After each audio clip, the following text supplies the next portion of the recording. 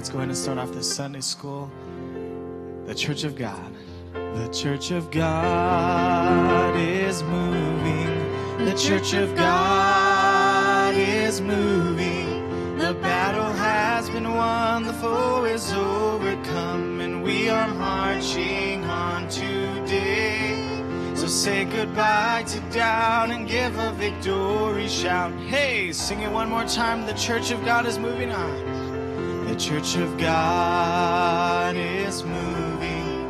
The Church of God is moving. The battle has been won. The foe is overcome. We are marching on today. So say goodbye to doubt and give a victory shout. Hey, Mr. Mano, if you can open us up in prayer, please.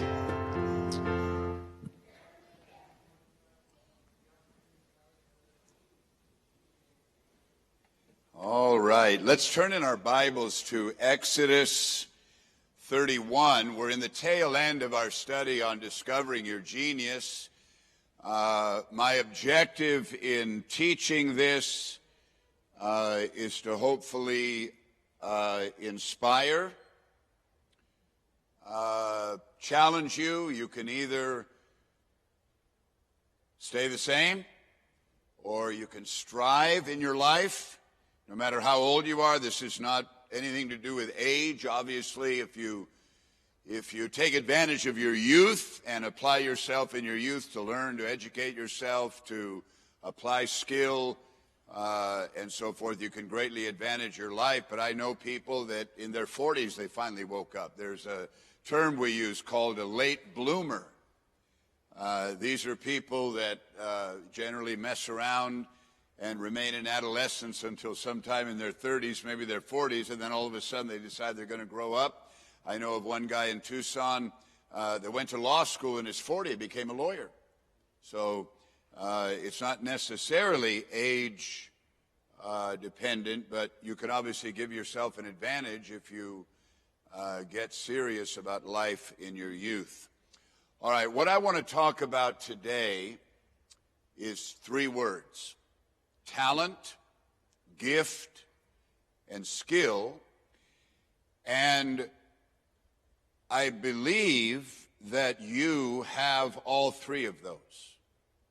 Talent, it's not the same as gift. It took me quite a while to try to figure out the difference. There's all sorts of varying definitions, and I've talked to quite a few people, and I think I've got a good handle on it. Talent, gift, two different things, and skill, a third different thing.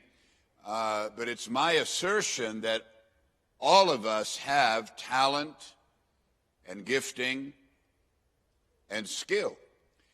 And so I think it's important that we have some way of defining these terms. The Bible uses them in so many ways. We know the word gift is there, and gift is generally used in the Bible in the context of spiritual gifts, which is one aspect of what we term as gifting. There are various talents expressed in the Bible, a talent, and then, of course, there's skill. And again, I think it's important that we define these terms, we locate them in our lives, if possible. It's possible to have a gift that you're unaware of yet until you get in a right situation or right circumstance, and then the gift emerges. Do we need them? Can you get through life without developing a talent? Without developing the gift that God has given you? Can you get through life? Of course you can. But your life will never achieve the quality and the potential. I'm sure that there's homeless people, for example, living under a bridge in their 40s and 50s that have incredible talent. I think they've found a few of these people. Or they've, I call it busking. That's the old term for a guy or a girl who plays the guitar in a subway where there's a lot of people going by, and they put their guitar case or their hat out for people to donate. In London, it's full of them. They're everywhere. Buskers, they call them. And a few of them have ended up being superstars. Some agent or somebody who's a talent-type scout discovers them there. So their gift is then able to be put into the marketplace and greatly benefit them. But the question that I had was, that I thought of when I was putting this together, can you just go through life without talent, without gift, without discovering the gift you have, or without skill? And of course, as I said, the answer is yes, but life is so much better, don't you think? When you have a talent that you're utilizing, when you have a gift that's finding expression, and when you're using skill to improve upon those gifts and those talents. So let's take a shot at defining them. The first word I want to define here, well, look, let's read our text first, one of them anyway, Exodus 31. It just so happened that these two chapters were in my Bible reading yesterday. I'd already thought of them and was already going to utilize them, but just by coincidence, I had them in my devotional Bible reading, and so that caused me to, cause a little bit of additional thought about them. So Exodus 31, verse 1, "Then the Lord spoke to Moses, saying, See, I have called by name Bezalel, the son of Uri, the son of Ur, of the tribe of Judah, and I have filled him with the Spirit of God, in wisdom." These are the words that Pastor Contreras used yesterday in our lesson, last week rather. "And I have filled him. This is not something he went to university for.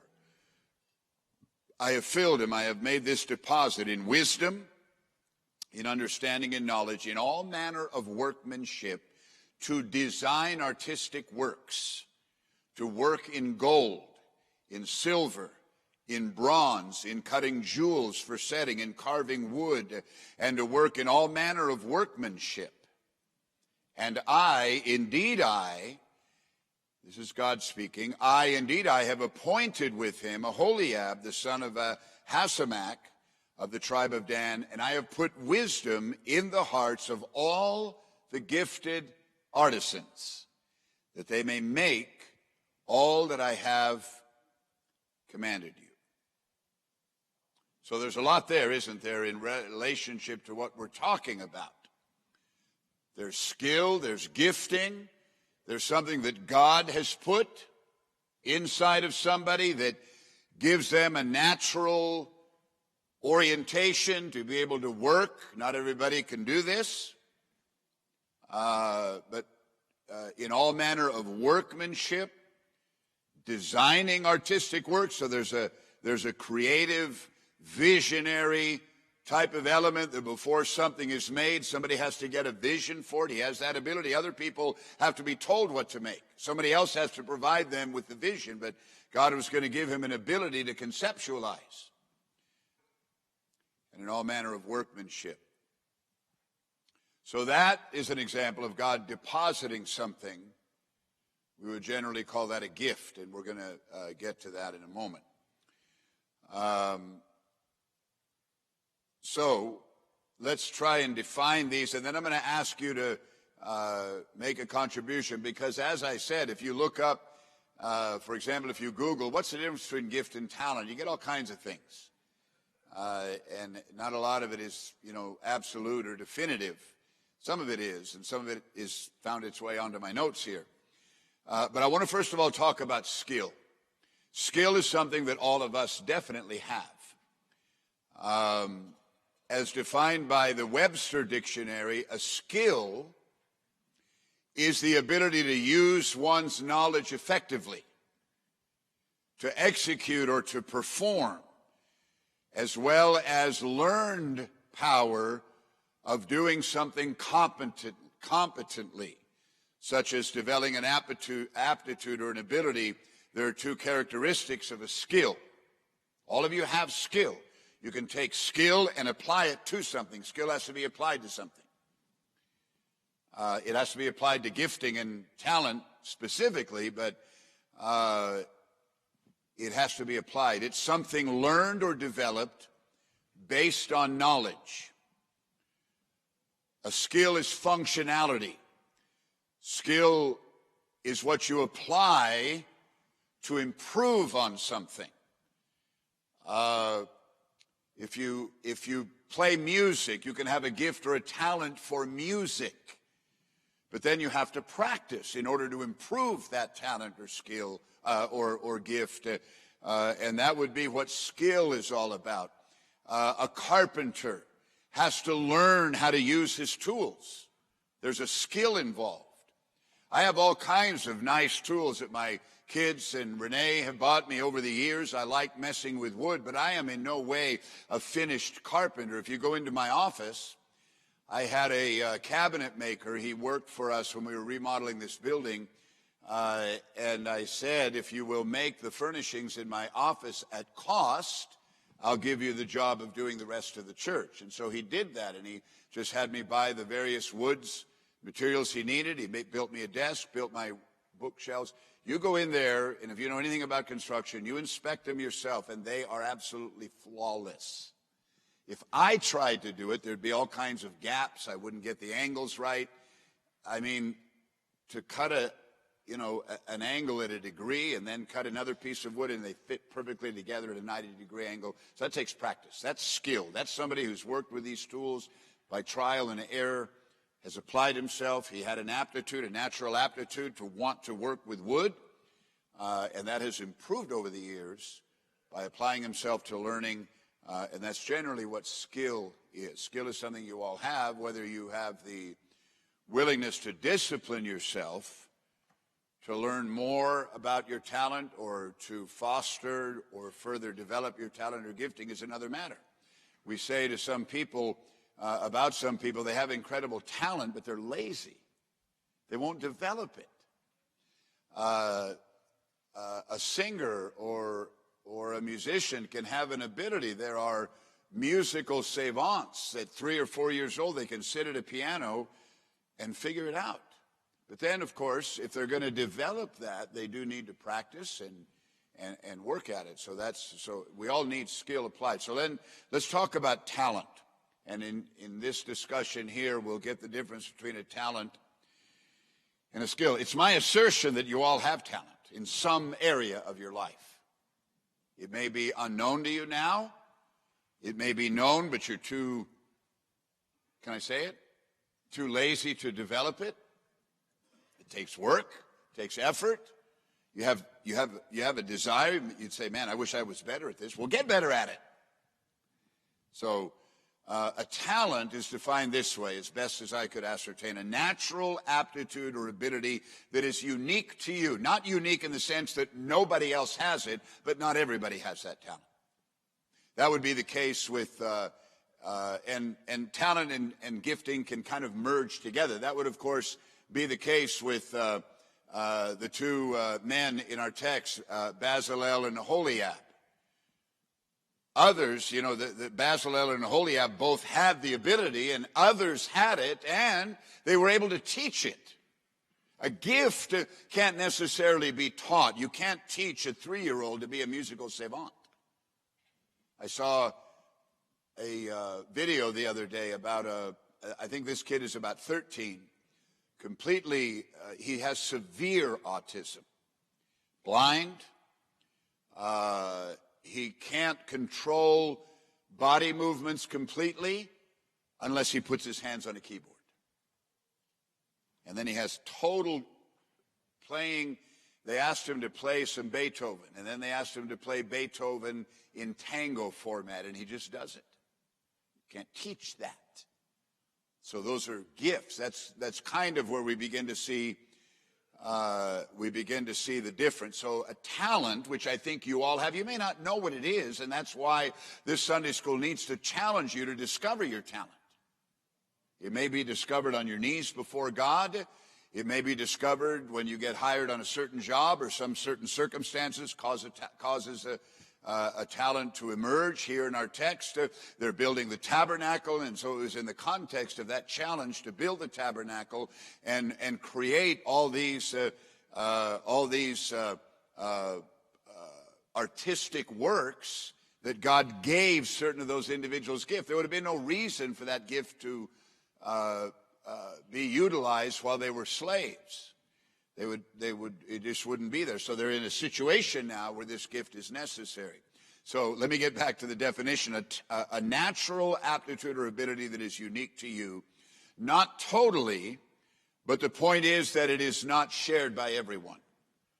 Your particular strengths, when applied with skill, make you better than everyone or better than most. Some people, just in a kind of a crude example, some people have zero athletic ability and they can't be taught. They're clumsy, they're klutzy, they're unathletic, they're uncoordinated. That's the word we use, isn't it? And so to a person who is uncoordinated, the likelihood is that they're not going to learn how to be coordinated and have this incredible athletic skill. There are others who have natural athletic ability. They're 7'2".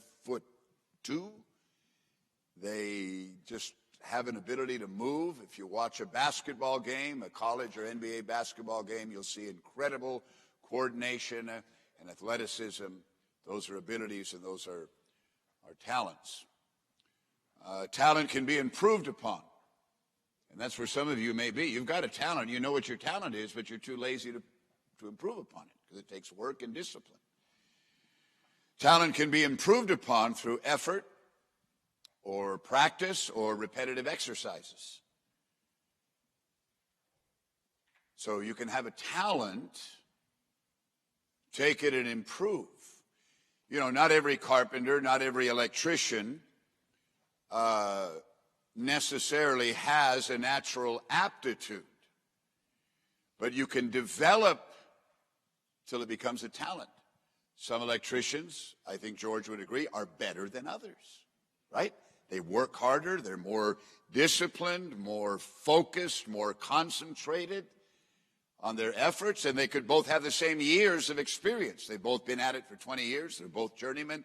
One's just better than the other because they applied themselves to that particular discipline. A talent can be improved upon, it can grow, and it can expand. And I would say that a lot of you have talents that you're not doing very much with.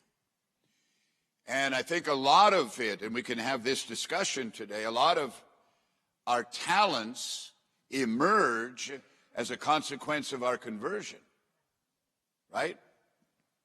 You get sin out of the way, and you're left with the talent that remains. You don't get, deliverance from sin doesn't take your talent away. And I've been blown away by people who just messed around with a guitar or sang in the shower before they got saved. They get saved, and then you listen to them sing and play. They have incredible talent.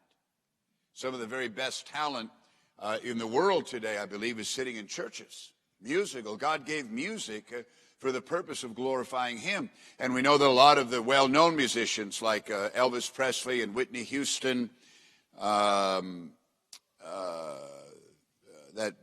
those women, the Diana Ross, the Supremes, all from the 60s, grew up in church, singing in church, in choirs, and all to glorify God. Heaven is going to have music.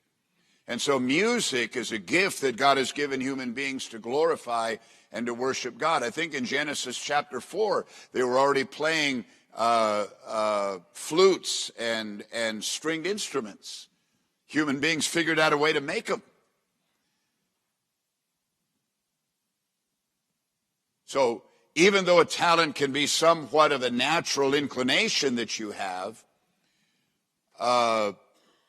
it's unwise or foolish to think that there's no need to put any effort into this.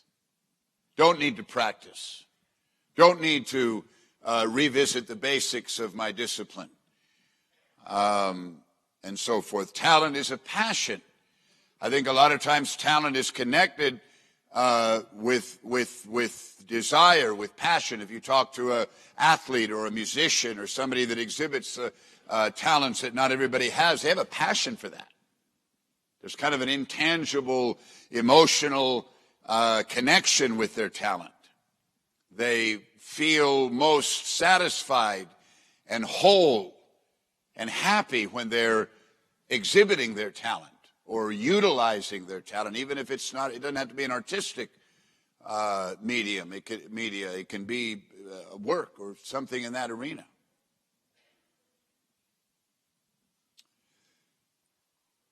Talent is a passion that still requires work, honing, effort.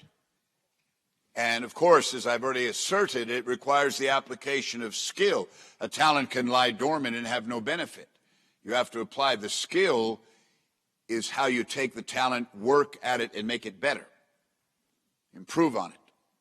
Without skill, talent is not used properly or won't be able to be used effectively. You're not going to be able to monetize it or use it for the benefit of others. People, you can look at some people, maybe a coach or a music teacher, can see, well, this person has potential. They see the talent, it's just rough. The talent's there, it's rough. A coach sees some athletic, this guy, though, needs to be taught. If I can teach him how to move his body, how to function, then that talent can be developed rather than remain undeveloped. And again, this is why you may have had a teacher tell you or your parents, your son is very talented, but he's lazy.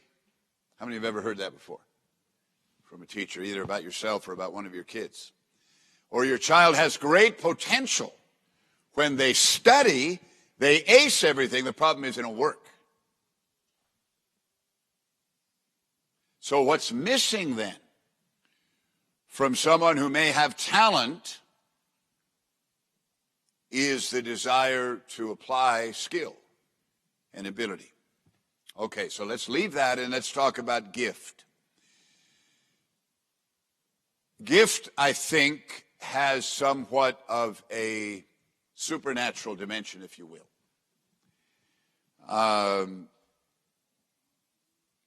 Gifting, and again, some of the definitions and the comments that I make can also be said about talent. But it's your gift that gives you purpose and helps you bring talent and skill together to work as one. In my unsaved, unconverted state, I was a drug addict and an alcoholic and a bad husband and a bad father. I got saved, born again, got the clutter of sin out of my life, then things can start emerging. And I'm not going to identify any talents within myself or gifting, but if those things are present, it's because conversion brought about a situation where the things that were obstructing the expression of those gifts and talents were taken out of the way. And I think that's the case with a lot of people. It's drug addict or anger or some foul, unclean habit or practice can hide talent or skill or obscure it. Think of all the people that have had great ability, but they're a drug addict. Kareem Abdul-Jabbar, the great center for the Los Angeles Lakers, was asked one time, who's the greatest player he ever played with? And they expected him to say Bill Russell or Wilt Chamberlain, but he named some guy he used to play street ball with. That became famous in New York in the street ball culture there. But the problem was at the age of 17 or 18, he got hooked on heroin. And he was the greatest NBA player who never was, is how they characterize him. He got a little bit of notoriety after Kareem Abdul-Jabbar mentioned him. They went and looked at him, did a documentary. You can see that. But that's what happens. You get sin out of the way, gifting and talent can then find their expression. So talent combined with skill pretty much defines what almost everyone can do, if you'll set your mind to it and be willing to put in the work. In other words, anybody can be a good electrician, I think. That's not gift. It's more talent that is developed over time, and then it becomes a talent. or it's a desire to do something, you apply skill and it becomes a talent. Man, that guy's a good electrician. Just look at his work. I remember one time I had somebody frame a little addition we were doing at our house. And the inspector came by from the city and said, "Who did this? Because you don't see this quality of framing everywhere." You see what I'm talking about? You can take 2x4s, slap them together, pass an inspection, but this guy said, no, whoever did this is just the way that he put the bracing in and doubled up here, and the way he framed the windows was above what's basically required. So that's not necessarily gifting. That's more somebody that works hard, and it becomes a talent. A gift would be something that is unique. Not everyone can do it. And it can't be taught to someone who can't do it. If you think you can sing and you have a gift, you better let somebody listen to you first.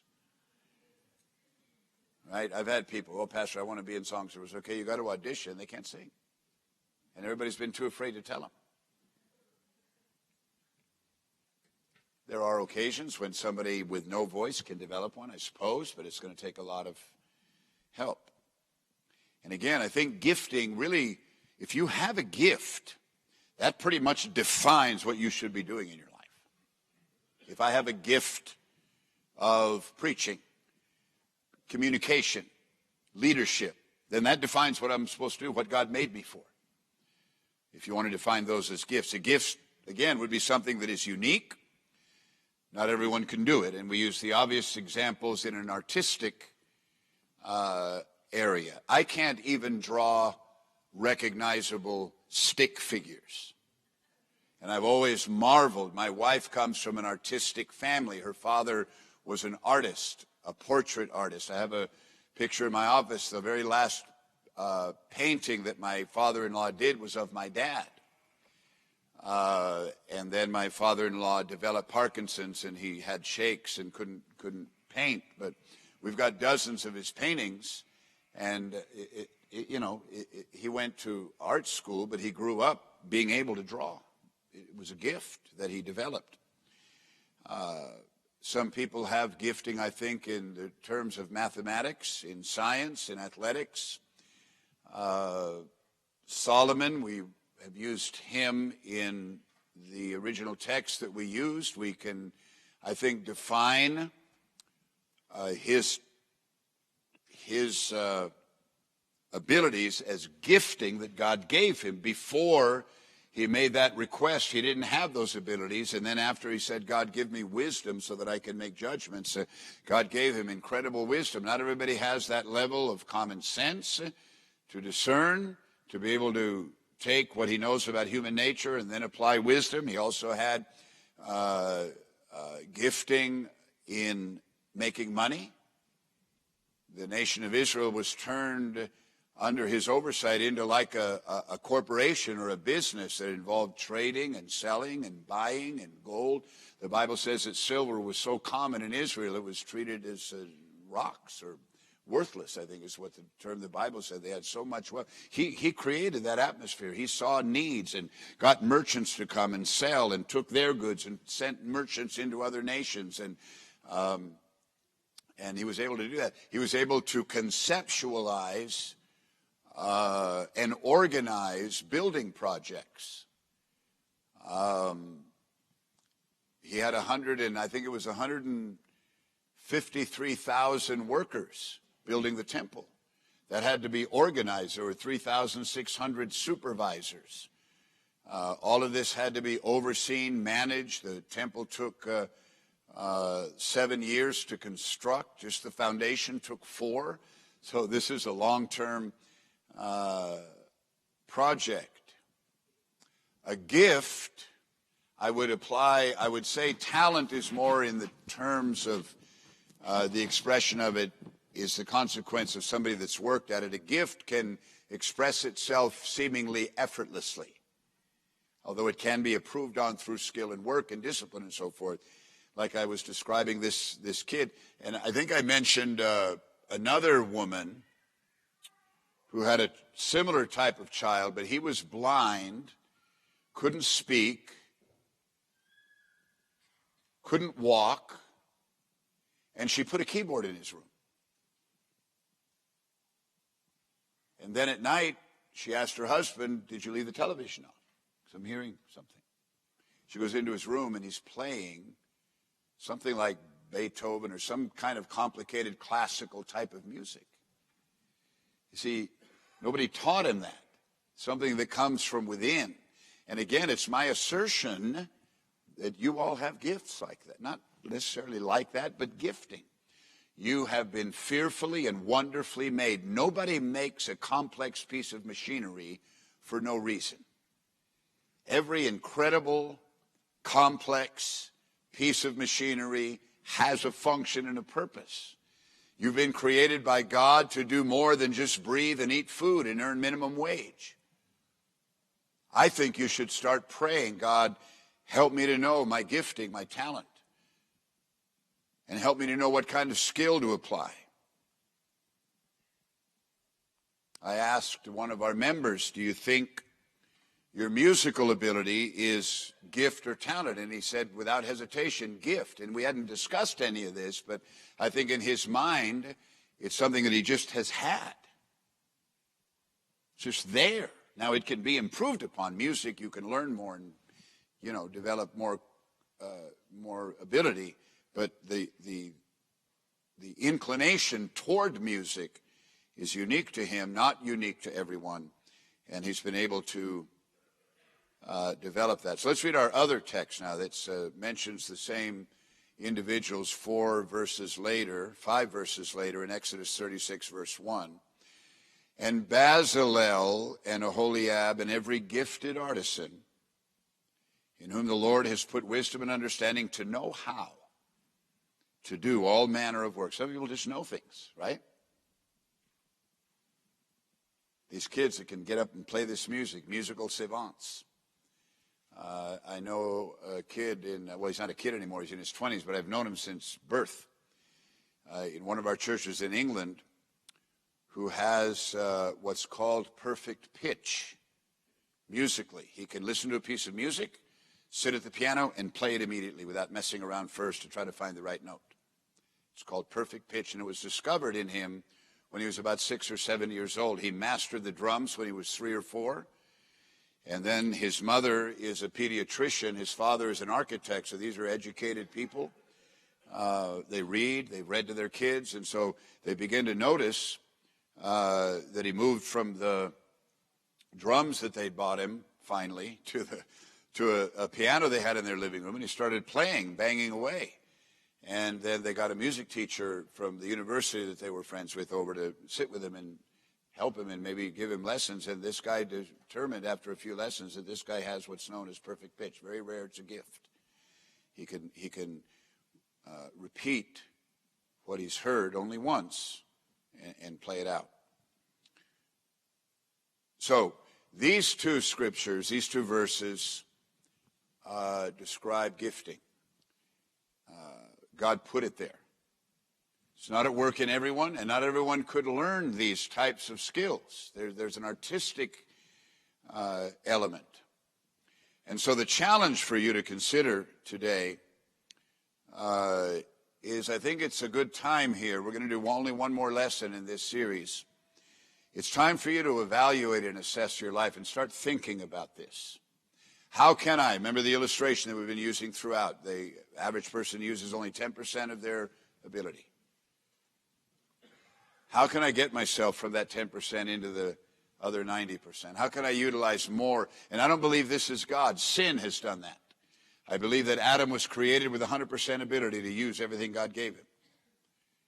And then sin over the centuries, over the years, over the millennium has reduced the expressions of man's ability to express what God created us with. That's my assertion. So I think we can take this opportunity here today, next week, and going forward to evaluate and assess your life. You may already know a talent. Are you willing to put some work into being better at what you already know is a talent? Do you know that you have a gift, but as of yet you've been unwilling to apply the skill in order to improve upon that gift. What talents and gifts are present, not being utilized to their fullest? And this can have expression in all sorts of ways. I see things in the church. Some of you have an incredible gift of hospitality. You can walk into some people's homes, you're invited over for a fellowship, and it's better than any restaurant you could go to. I'm not talking just in terms of the quality of the food, but just the atmosphere, the spirit, the wanting to serve everyone who enters that home. I can name several of you that you've got the gift of hospitality. Other people, you go to their home, and they don't even offer you a glass of water. It's just not in them. They're not bad people. They're not evil. They're not wicked. They're not sinful. They're not horrible. They're not demon-possessed. They just don't give that level of consideration. Other people, if they're going to have a fellowship, man, they've spent some time on this. And so it can be something like that, something that has some, social, redeeming quality and value. It can be something that can be monetized. In 1 Corinthians 14, let's read this as we close, and then I'm going to open it up for a few questions.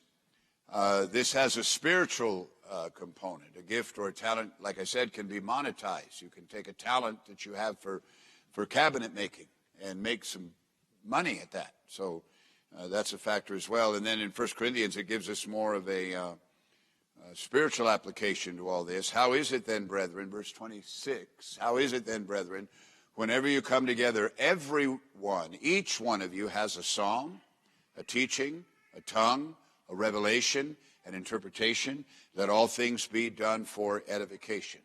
Another translation says, I forgot to look it up, but it says, each of you has a gift. So that means when you come to church, it should be an opportunity for you to express a gift. Now, we've had a number of occasions where somebody will give a message in tongues and nobody interprets. And there are a variety of reasons. Some people come to me all the time, Pastor, I had the thing, but I was afraid. Maybe you're not living clean, you're not living right, and so you're in no spiritual shape to express that gift. But I think by virtue of conversion, by virtue of being in a community of believers, and by virtue of how our services are structured to give opportunity to all of you, not only to be ministered to, but to minister. Some of you have the gift of encouragement. Others of you praying with sinners. Some of you feel a little awkward when you're trying. You need to develop that, by the way, but some of you have just a natural aptitude to pray with someone who's come to church and they're not saved. They're not a Christian. So when he says each one of you, he's writing to a church, has something to offer, something to give. You need to figure out what that is. If you're just coming to church to take, something's missing. So you have to figure that out. Find a way of expressing something of God that can touch another individual. It can be in the formality of interpreting a message in tongues into English, or so everybody understands. It can be in terms of hospitality or encouragement, praying with someone at the altar. I think that's a gift.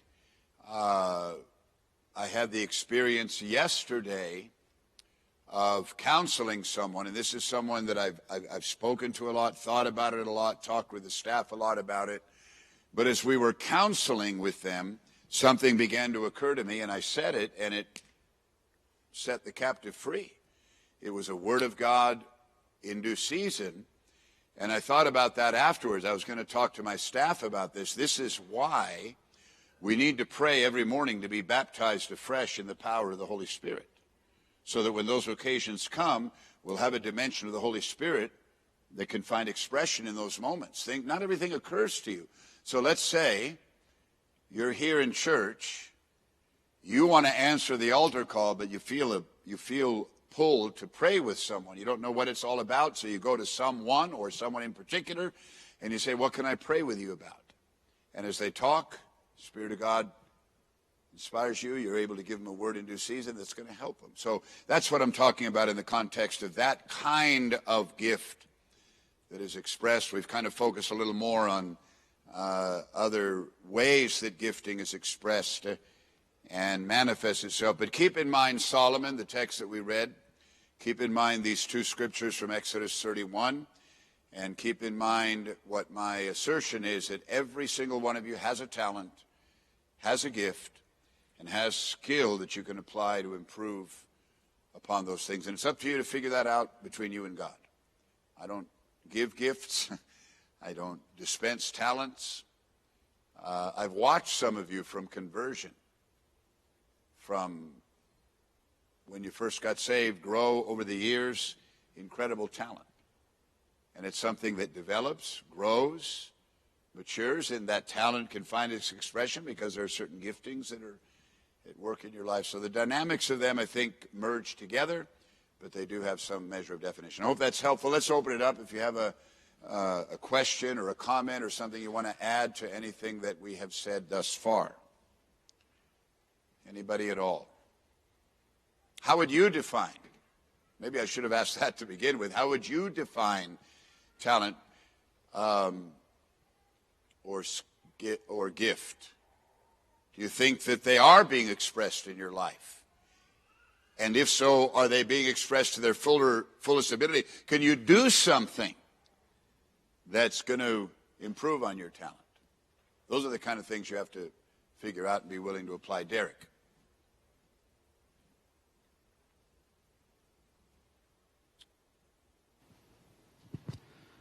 So just another example to add to, talents and gifts. Mariano Rivera, when he was pitching for the Yankees, when he was early in his career. Who did he pitch for? I don't know. The Yankees. Oh. So he early in his career discovered how to throw a cutter, which ended up becoming his go-to pitch. He threw it 90% of the time.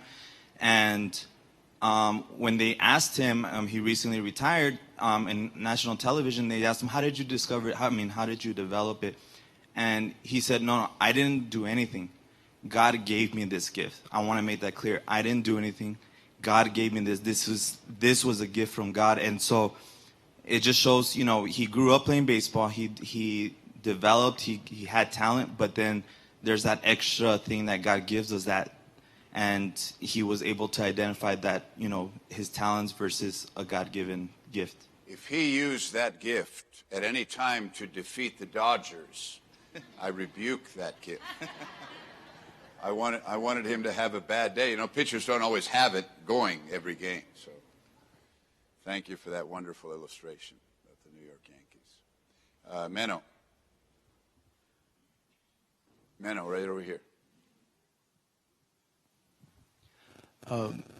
Whenever someone wants to join Children's Church, one of the things that I believe is my job is to discover where they're gifted to work with children, because not everyone is gifted Have to you work ever said no? Well, that's where I'm going to clarify what... That's a great way of going about it. Not everyone who wants to sing on the platform should. Right. You've been told by your mother all your life you have a beautiful voice, but someone needs to tell you otherwise.